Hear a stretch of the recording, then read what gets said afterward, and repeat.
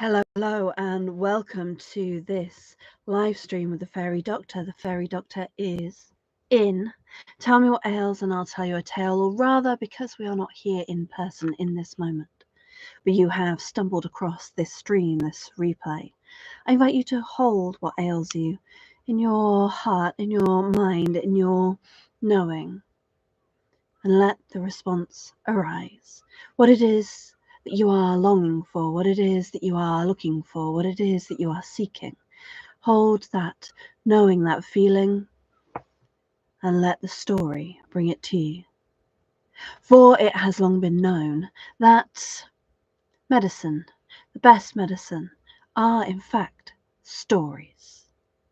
And especially where I live, as a fairy doctor, I have learned my medicine from those fair folk themselves. Throughout our history, cunning folk have learned magic from the Fae and have carried a little piece of it your world. So here, just back, I have, in fact, a whole array of yarns, medicine just for you. So hold for a moment your question, your seeking, your longing, and I will see which tale arises. Teller's choice. I was pondering what I should share with you today, and about a week ago I was on the Dragon's Isle, known in everyday parlance as the Isle of Wight, and there I took to share a tale from my homeland, from Wales, but a part of the tale that we don't often encounter. When you think of the greatest bard that ever lived, who do you think of? Is it Shakespeare? Is it Oscar Wilde? Is it some abstract, bearded, old gentleman, probably in a long white tunic, around a fire a long time ago? Or perhaps there's someone in your life that you know of. Well, I'm here to tell you today that the greatest bard who ever lived was, in fact, Taliesin. And Taliesin, while we know his tale quite often, and if you do not already, I invite you to explore back through my videos to find the birth of Taliesin and where he once arose from a small boy. Well, we often then think of him as a great bard who did great things, as an elderly chap, or at the very least, a grown-up. But there's this period of time between small and tall where the young boy lives, still Taliesin, but who has not yet made a name for himself. Taliesin had been adopted, fostered by Prince Elfin. Prince Elfin was a kind, if previously unlucky, gentleman, and he had a lovely wife. And Prince Elfin and his wife brought up Taliesin as their own child. The Prince Elfin, well, sometimes he would go off for business work, for connecting with the other courts, and one day he was visiting with King Maelgwn, not too far north up the coast from where I am, not too far inland, the court of King Maelgwn. And King Maelgwn was a proud king, with a beautiful wife, and fabulous bards, 12 of them in fact, with the king, the chief of them, being so old that his beard had grown to sweep the floor. Prince Elphin was there in the court, and he had been enjoying a little too much of the king's hospitality, of the king's luscious alcohol. And so he was feeling particularly effervescent, particularly ebullient, and the others around got to boasting. There were several people there of reasonably high rank, and they were boasting about how wonderful their wives were and how wonderful their bards were. But of course, not as wonderful as King Maelgwn's. Of course, not as wonderful as his. When the turn came round to Prince Elphin, however, of course, he said, "Aha, ha, ha, ha. Well, only a king may vie with a king, but if I were a king, I would say that my wife was more beautiful, more lovely, and more chaste, in fact, than King Maelgwn's wife, and my bard better than all of his. If I were a king, I would say these things." Word got back to King Maelgwn, and King Maelgwn was not best pleased to hear such a boast in his court on his wine. And so he threw Prince Elphin into a cell, chained to the wall, heavy manacles holding down his ankles. And Prince Elphin woke with a headache and aching limbs from the cold iron. King Maelgwn, the next day, summoned Elphin, had him brought to before him, and said, "Now, you made such grand claims. You're going to stay in that cell until your bard proves that he is better than my bards, and your wife proves that she is more chaste than my wife." And then, without further ado, without even giving Prince Elphin a chance to send a word home, he sent Elphin back up to the cell with the iron manacles and a thin bowl of gruel to nurse his headache with. Prince Elphin was concerned, to say the least. But Taliesin, young lad that he was, at only 13 years of age, he was already touched by the hour and touched by the magic, touched by divine inspiration, which comes with it its own deep knowing. And he had a dream that his foster father needed him. He had a dream that King Maelgwn was going to send his brush son to attempt to seduce Prince Elphin's wife, Taliesin's foster mother. And Taliesin, well, being the sensible young lad that he was, went to his mother and told her just that. And so they set a trap, they lay a trap for King Maelgwn's son. And when he arrived with a bottle of wine, or 3, in hand,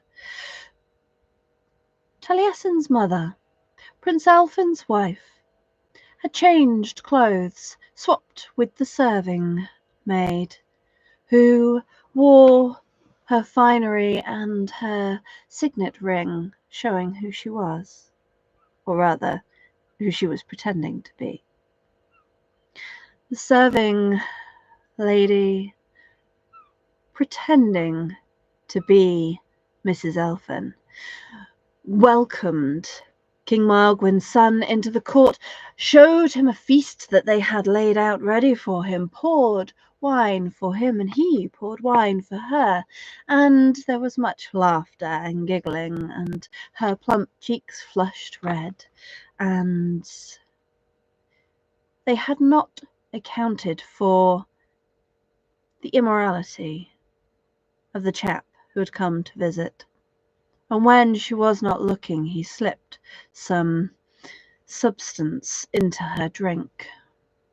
And when she was fast asleep, he tried to take the signet ring from her finger, as proof that he had had his way with Prince Alfin's wife.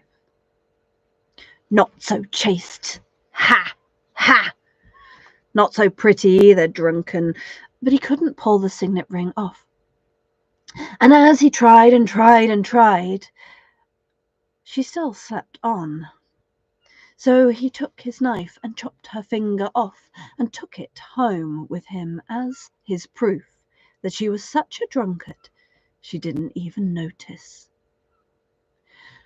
Back at King Maelgwn's court, Prince Alfin was called down to view the evidence.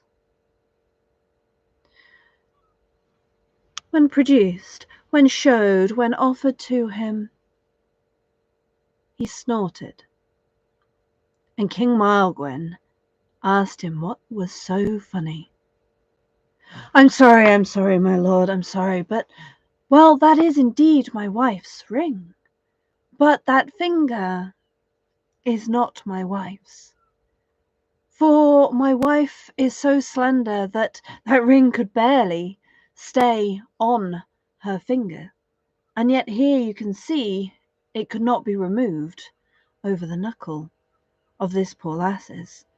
And, well, since she has been my wife, she has never needed to knead bread, but under the nail here you can see still flour. And my wife, for as long as I have known her, she has pared her nails every Sunday. And this finger, well, those nails have not been pared in at least a month. Well, King Maelgwn was furious at his son for having been taken in, but the bard had still not proven himself to his satisfaction, or indeed at all, and so Prince Alfin was thrown back in his cell. Unbeknownst to all concerned, however, Taliesin had followed the king's son home. Young lad that he was, he slipped in through the door of the court when folks were feasting, and as the dozen bards of King Maelgwn traipsed in, including the chief bard, Var, Taliesin watched as they walked past him, and upon his lips he played like a babe, blum, blum. Var went past, blum, blum. The next bard went past, blum, blum. Each bard going past, blum, blum, until all 12, blum, blum, were up, lined up, ready to step forward and begin their great orations. King Maelgwn summoned his bard forward. The first and the least of them stepped forward. He opened his mouth, took in a great breath to begin the epic that he had been working on for an entire month, and all that could come out was blam, blam. Blum, blum. Blum, blum. Blum, blum, blum, blum. The second bard stepped up. His fellow must have been drinking.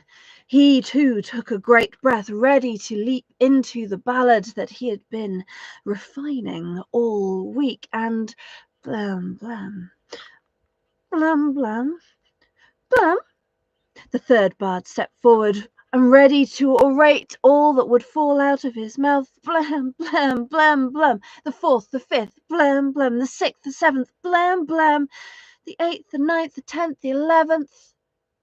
All the way up to the chief bard, Var. Var shook his head at his fellow bards. For a year he had honed this tale he was about to tell. He stood there, composed himself, breathed in deep, opened his mouth, and found his fingers on his lips, and all that could come out was, yes, you guessed it, blum blum blum blum blum blum blum blum blum blum blum blum blum blum. King Maelgwn roared with fury. His bards must be drunk, playing some kind of trick. He sent a lord over to tell them to stop it. He sent another. The lords were not best pleased. Finally, King Maelgwn sent a squire to strike Heinenvar on the back of his head. For a moment, that seemed to knock the spell off of him. My lord, my king, we are not drunk. We are not playing a trick. We are not doing this on purpose. There is a spirit in this court that has cast a spell upon us, that has enchanted us to do this thing. Heinenvar cast his eye about, and while he had ignored the young lad before, he did know magic when he saw it. There, that child there, that lad, that is no lad, that is a spirit here to enchant us. And the lad stepped forward. And King Maelgwn said, tell us who you are. And the lad spoke. I am Taliesin, greatest bard who ever lived. I was there when Sodom and Gomorrah fell. I was there when the ark rose on the flood. I was there when Gilgamesh returned home. I was there when the last stag ran from this forest.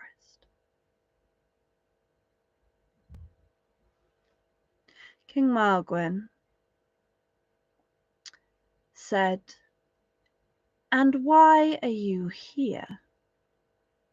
And Taliesin replied, to free my foster father, Prince Elfin, who you have imprisoned.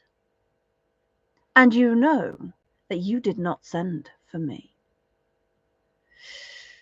King Maelgwn said, well, you may perhaps have shown that you can cast somewhat of an enchantment, briefly though it may be, but you have yet to prove that you are a better bard than mine. And until that is done, your foster father will remain where he is. Taliesin planted his feet more firmly on the flagstones.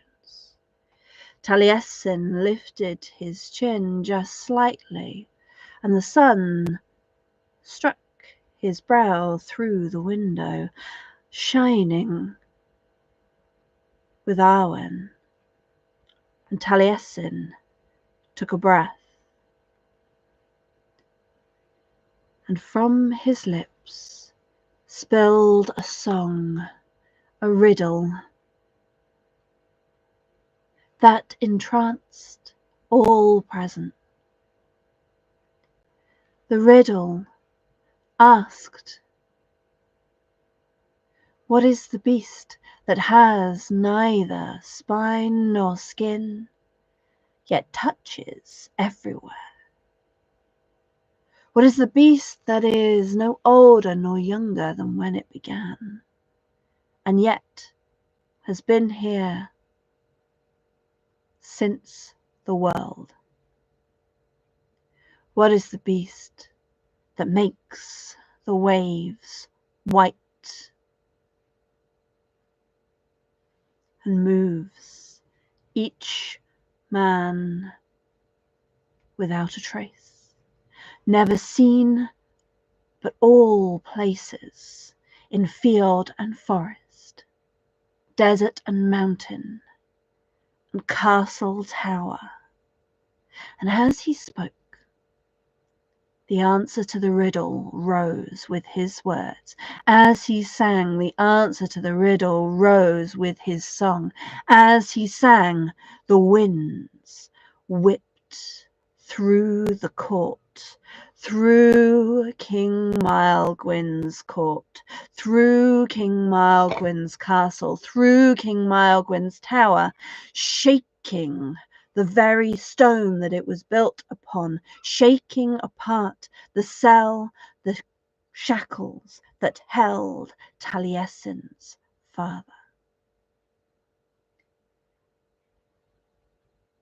Prince Elphin found himself freed, quickly moving through the tumbling rubble towards the exit, where Taliesin met him in the chaos, and together, on horses retrieved from the stables untouched by the breeze, they rode home to Prince Elphin's beautiful, loyal wife. Taliesin, the greatest bard who ever lived, whether those who saw him knew it or not.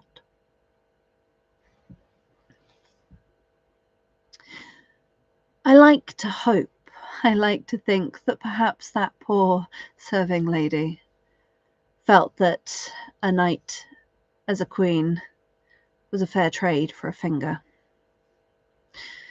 Whatever the outcome of her tale, Prince Elphin and his wife were kind, so I imagine that they provided for her for a long time after that. The story is one that sits in between the origins of Taliesin, when he became who he was and was found and brought into community, and when he filled out his shoulders and grew to stature that was known across the world, the Taliesin that penned the poems that we still read today. In this time in between, often forgotten, Taliesin was still Taliesin, still able to call on the magic with his breath, with his words, with his sheer audacity to stand before a king and say, no, you cannot have the ones I care about.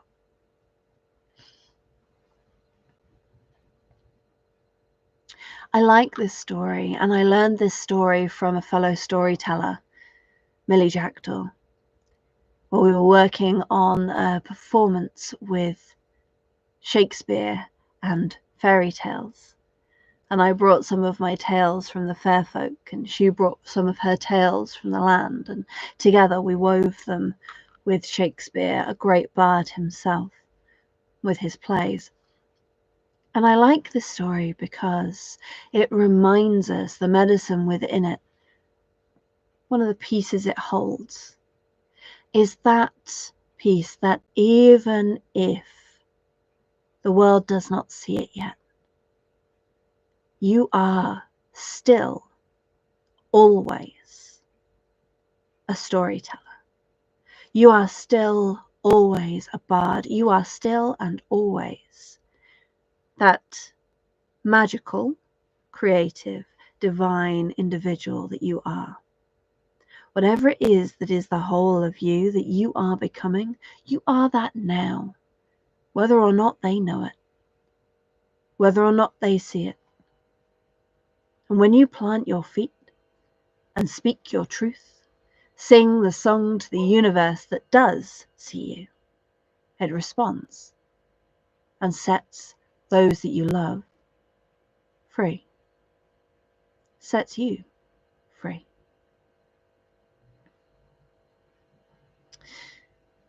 There's also a piece in here about the magic of riddle, the magic of saying what is a spoken charm to conjure what you wish for.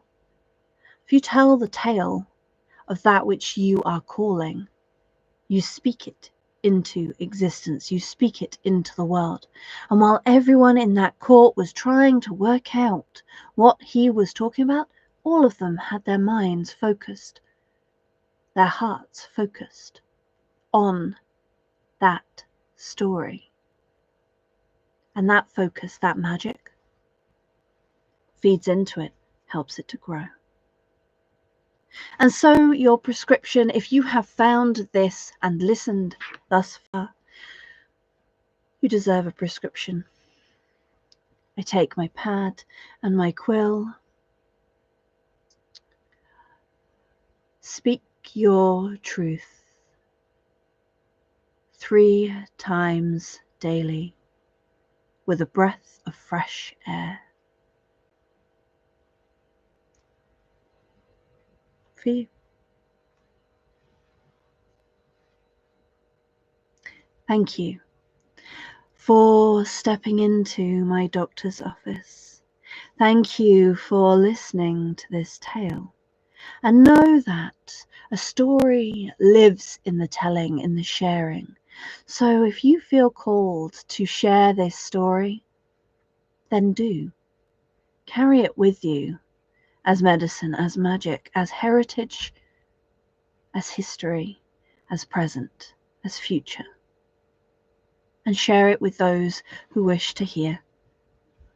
For in this way the story lives on, the magic continues, and the truth and the wisdom within can still be found. If you are desiring of some support in stepping into your creative, expressive storyteller self, tomorrow the Cauldron of Arwen begins. The 1st of April, you can join me to take the Fool's Leap in the Bardic Grove into the Cauldron of Arwen. And we will journey through a bardic initiation to help you unlock your storyteller heart, your inspired shining brow. Come, join me, and let us take this journey together. Until then, may your path be enchanted, may your tongue be silver, and may you always find the freedom that you call for. The Fairy Doctor is out. See you next month.